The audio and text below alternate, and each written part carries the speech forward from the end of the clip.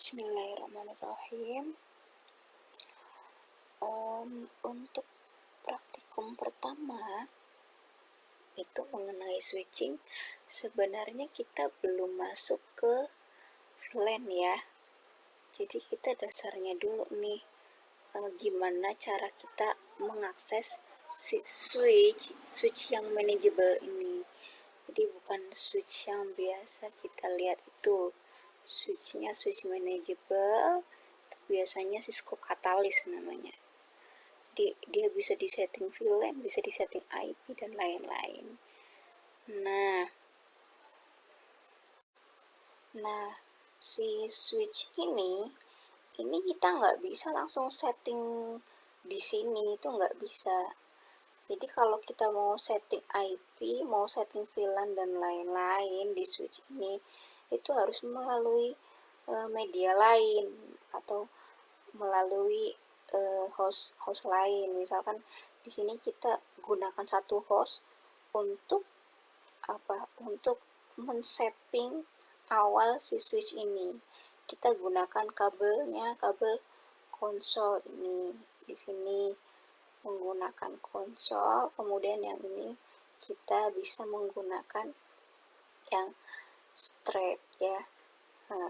Ini contoh gambarnya untuk manageable switch. Jadi nanti ini kabel konsolnya, yang ini biasanya nanti ada sambungan lagi nih, ada sambungannya, itu yang USB mirip USB itu konsol atau ke VGA itu ada, nanti dia dicolokkan ke PC seperti itu. Nanti untuk remote gimana? Kalau untuk realnya nanti kita pakai aplikasi namanya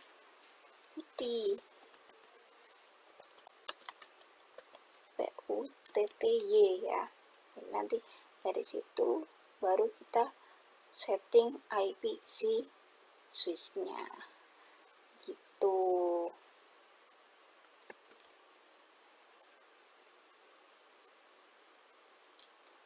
Nah, untuk sementara kita simulasikan menggunakan paket tracer ya, karena untuk alat sendiri kita untuk manageable switch juga sangat terbatas. Itu kita baru punya kalau nggak salah 1 atau 2, karena harganya sangat jauh dengan switch yang non manageable. Jadi kalau yang non manageable harganya paling 1-2 juta, yang manageable itu hampir bisa sampai 8 jutaan untuk jumlah port yang sama gitu. Nah, untuk men-setting si switch ini itu kita lewat ini ya. Sebelumnya kita setting dulu si PC client ini yang nanti akan berguna kalau misalkan si ini sudah tidak ada, dia bisa meremote si switch dengan cara telnet dan SSH. Jadi sebenarnya telnet dan SSH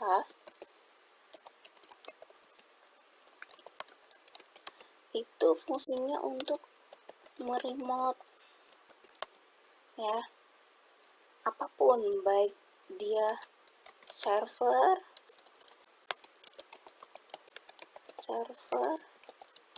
kemudian switch bisa, ataupun misalkan nanti ada router. Nah gitu, sebenarnya sama aja sih telnet sama SSH ini. Bedanya apa? Lebih aman ya SSH, dia secure shell ya, dari namanya aja udah secure, berarti dia lebih aman gitu. Kita untuk di job sheetnya kan kita diminta buat setting dulu IP-nya si ini ya. Untuk kliennya 10.10.10.10/8. Kita setting dulu. Nah, sepertinya saya sudah di setting atau belum? Sepertinya belum. Saya di sini aja deh. 10.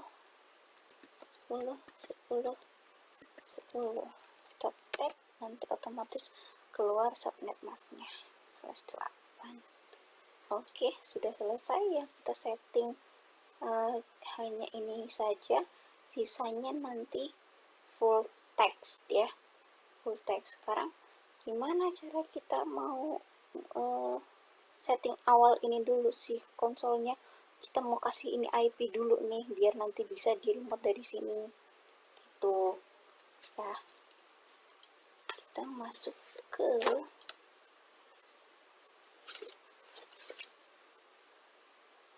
desktop, kemudian kita pilih terminal, klik OK. Oke, kita enter. Nah, ini kalau bentuknya masih tanda lebih dari seperti ini, berarti kita masih di user exec atau kita masih di mode user biasa ya. Untuk men-setting si switch ini atau apapun, atau router misalkan, kita harus masuk ke mode adminnya atau privilege-nya. Atau kalau di handphone kalian bisa otak-atik, kita masuk dulu ke rootnya gitu. Caranya gimana? Caranya kita ketikkan enable, tapi sebenarnya bisa nih kita ketik aja en, itu disingkat ya, bisa enter. Nah, kalau bentuknya sudah seperti ini pagar, berarti sekarang posisi kita sebagai admin ya. Kemudian untuk mengkonfigurasi, ini baru masuk ke switchnya. Untuk mengkonfigurasi si switchnya, apakah dia mau ditambahkan IP, apakah dia mau ditambahkan VLAN, apakah dia mau ditambahkan banner, apakah dia mau kita ganti namanya, itu kita harus masuk ke global konfigurasi. Jadi di mode globalnya ya, di config-nya, configuration-nya. Caranya gimana? Kalau di job sheet itu kita ketikkan config spasi T ya. Sebenarnya kita bisa singkat juga menggunakan conf spasi T. Enter. Nah, kayak gini. Kalau misalkan kita mau keluar dari mode ini, kita bisa kontrol Z, enter. Kalau mau masuk lagi, tinggal conf, atau kita pakai panah atas aja, panah atas, enter. Seperti ini. Sebenarnya kalau kita lewati langkah 2 dulu nggak masalah nih. Langkah 2 boleh dilewatin. Jadi yang harus wajib kita lakukan adalah sebenarnya kita langkah 3, 4, 5 sampai 7. 3, 4, 5, 6, 7. Kenapa? Kalau misalkan kita nggak setting si switch ini untuk IP-nya, kita nggak setting, kemudian username password kita nggak setting, nanti nggak bisa untuk akses telnet ya, nggak bisa di remote. Jadi kita harus setting itu dulu. Kalau hostname-nya kita bisa rubah nanti sebenarnya, tapi kita ikuti aja, bisa nggak apa-apa. Hostname, kalian bisa ketikkan host aja, kemudian ditekan tombol tab hostname, baru main switch, enter. Sekarang namanya sudah berubah menjadi main switch. Jadi untuk mengganti nama si switchnya menggunakan hostname. Router pun sama nanti. Nah, sekarang kita atur password untuk masuk ke switch tapi via konsol ya. lewat konsol. Jadi nanti untuk lewat telnet dan SSH itu menggunakan password yang berbeda. Tapi kalau kalian mau disamakan passwordnya semuanya, mau dia lewat konsol, mau dia lewat telnet atau SSH, mau disamakan passwordnya, terserah, bebas, boleh.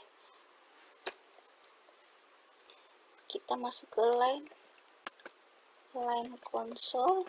Nah, saya tap aja nih 0, enter. Kemudian saya mau passwordnya apa nih, passwordnya masuk aja misalkan, enter. Sudah. Kemudian kita coba login. Ini udah masuk. Exit itu bisa pakai EX ya, EX, enter, exit pakai Ctrl Z, atau bisa pakai exit, bukan EX, sorry, Ctrl Z atau exit. Kemudian untuk menyimpan konfigurasinya kita bisa write memory atau copy startup config running config ya. Kita pakai write memory aja. Write, nggak bisa tetap. Write. Oh, sorry, untuk write memory kita harus keluar dari sini dulu.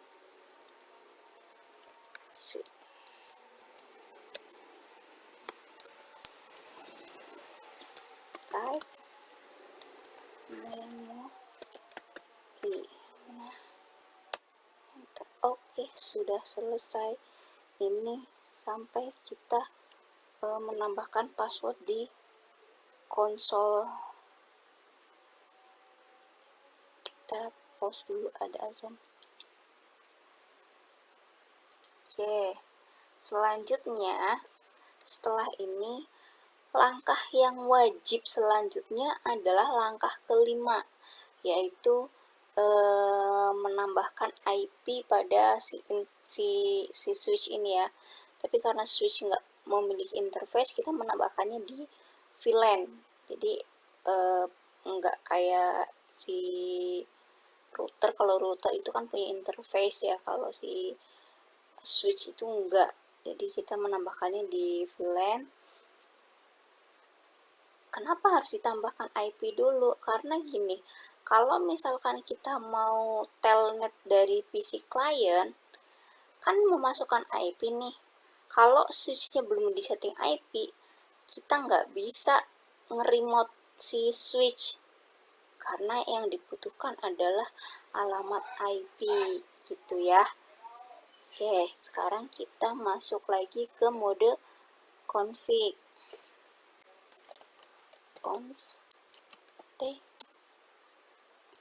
Kemudian masuk ke interface. Kita masuk ke interface mana nih? Interface VLAN 1, karena dia nggak punya F0, FFF berapa itu, VLAN versi 1. Nah, udah konfigurasi interface. Ini konfigurasi interface. Sekarang kita tambahkan IP-nya. IP-nya berapa? IP at 10.10.10.1. Subnetnya berapa? 55 0 0 0. Nah, enter. Kemudian kita nosat. Maksudnya untuk apa nosat nih? Biar nanti dia menyala terus. Nosat. Kemudian exit. Udah selesai. Sekarang kita buat username untuk masuk lewat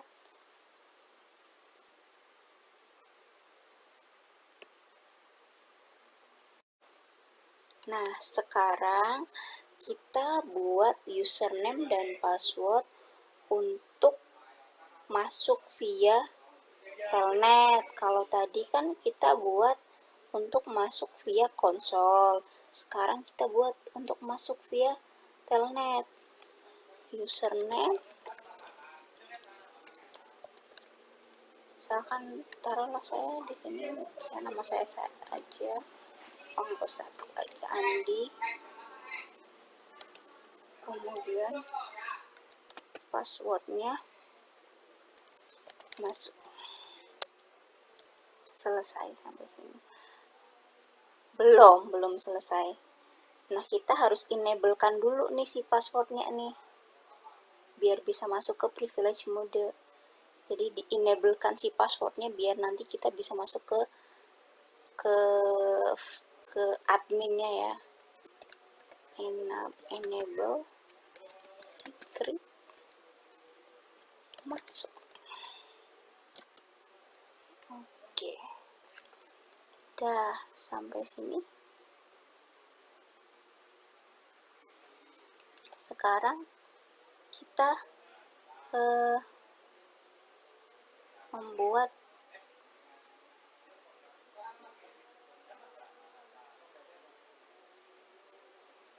login di telnetnya ya.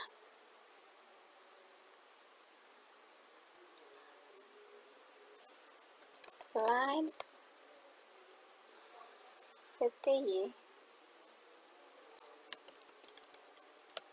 0 spasi. Nah, angka yang ini setelah 0 itu menentukan berapa user yang boleh meremote si server. Kalau misalkan satu user, satu user atau klien yang boleh mengakses si switch. Kalau misalkan cuma satu, nanti ketika saya tambahkan lagi klien, kemudian klien 1 sedang meremote, klien 2 nggak bisa meremote. Jadi saya perbanyak aja di sini, saya tambahkan jadi 5.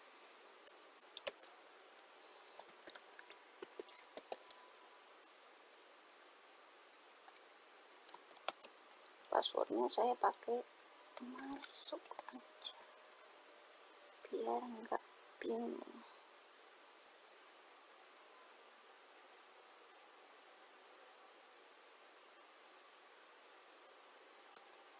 Kemudian accept timeoutnya. Jadi kalau misalkan selama 5 menit dia nggak ngapa-ngapain, dia otomatis log out. Tracking synchronous, kemudian login lokal, exit. Udah. Oke, sampai sini sebenarnya kita bisa langsung ke ngecek di telnetnya nih, si ini via telnet sudah bisa masuk ke sini apa belum ya gitu. Tapi ngeceknya dari klien ya gitu. Kita mau coba dulu nih, langsung coba si telnetnya sudah berjalan apa belum ya. Nanti kita tambahkan bannernya lewat telnet aja bisa gitu. Kita coba di sini, kita pakai telnet ini, kita coba pakai ini aja dulu deh, bisa apa enggak. Command prompt telnet terus 10 1. Nah, bisa ya. Username-nya tadi apa? Andi. Passwordnya masuk. Nah, sudah masuk ke switch ya. Tapi ini masih modenya mode user biasa. Sekarang kita masuk ke privilege. Enable, passwordnya tadi masuk juga. Nah, sekarang sudah masuk ke mode privilege. Nah, dari sini sebenarnya gini, kita bisa juga menggunakan yang software si telnetnya sama access-nya itu ya. Nanti kita coba, tapi kita dari sini dulu. Nah, kita lewat telnet kita mau menambahkan banner. Kita menambahkan bannernya lewat telnet. Kalau di Jobstreet kan menambahkannya langsung lewat konsol ya. Kita lewat telnet nih, kita masukinnya lewat PC 0 bukan dari PC 1. Kita coba conft dulu, kemudian banner lock,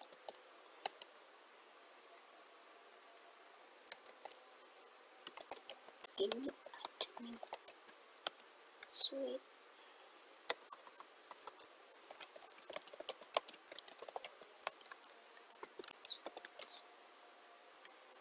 Oke, udah selesai. Sekarang kita coba cek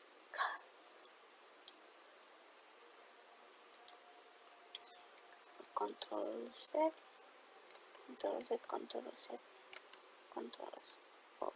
Kemudian exit. Nah, ini kan udah keluar. Kita coba masuk lagi via telnet, harusnya udah muncul si bannernya.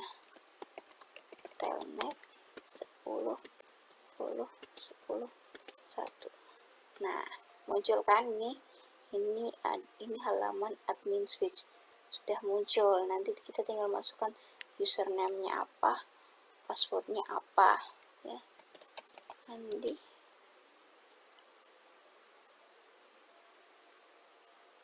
kemudian passwordnya.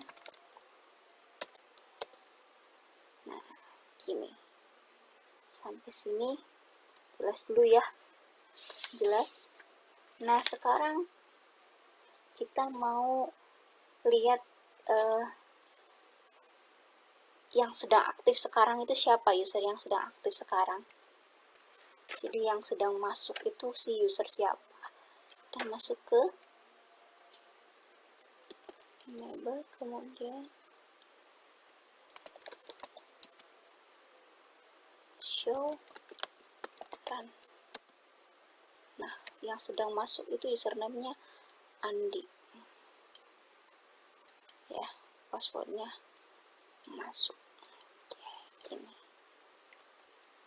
udah sampai sini jelas. Nah, sekarang kita coba exit dulu, kemudian kita masuk lewat SSH atau telnet. SSH belum bisa, kita baru setting telnetnya doang, berarti kita masuknya pakai telnet. Harusnya bisa. Oke, username-nya Andi bisa ya, passwordnya masuk bisa ya, sudah bisa masuk ya, sudah. Berarti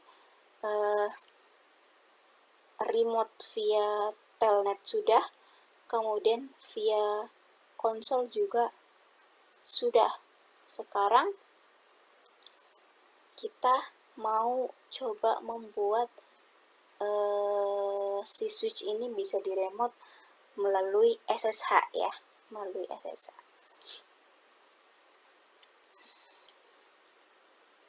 Nah, untuk setting si SSH ini kita lewat mana, Bu?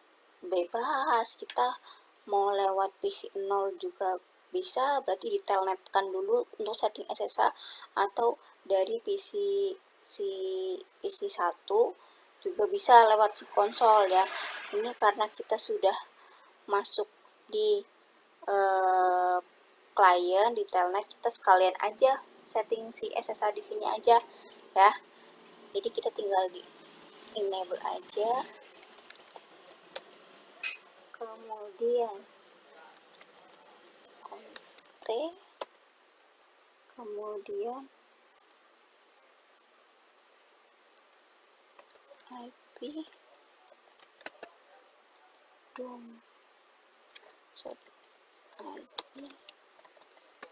domain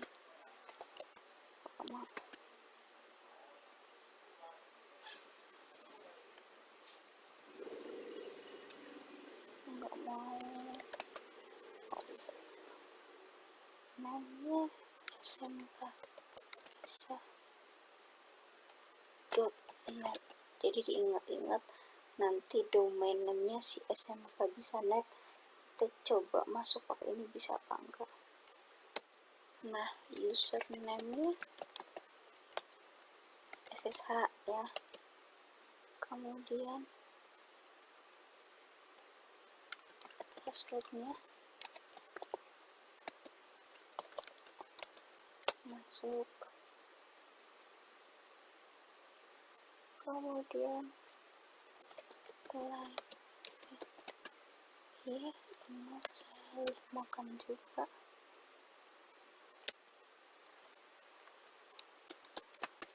transport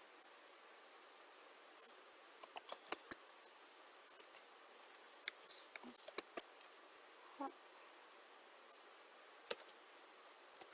coba login ya, login lewat sini, kemudian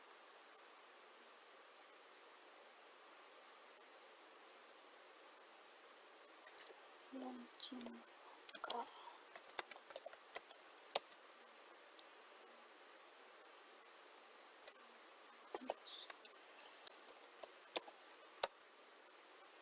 dah.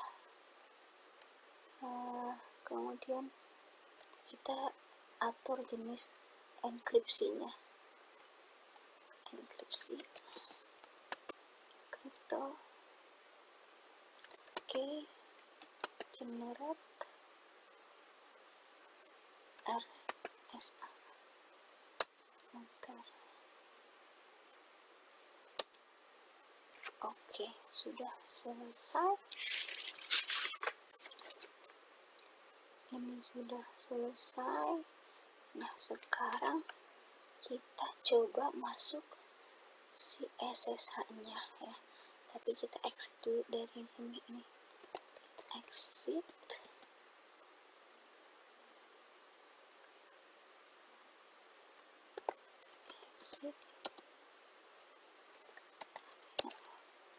Nah, sekarang kita coba masuk lewat SSH.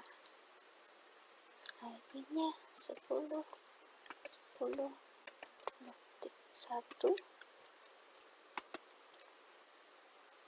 Harusnya dia bisa pakai SMK Bisa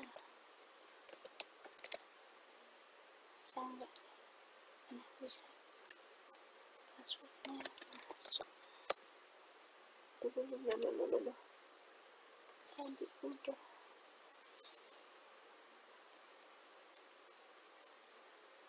Oh, sorry, username-nya tadi SS saya, bukan SMK Bisa. Kita close dulu.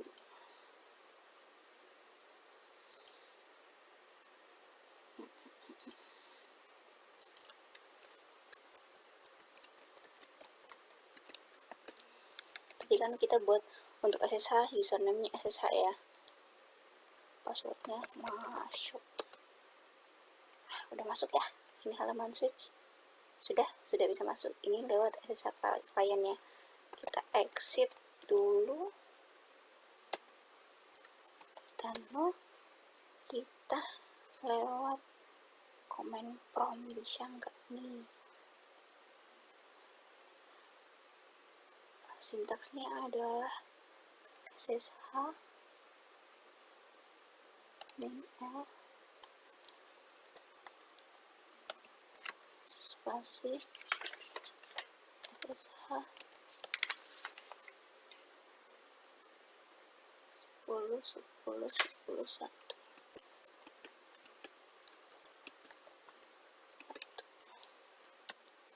Passwordnya masuk. Bisa ya.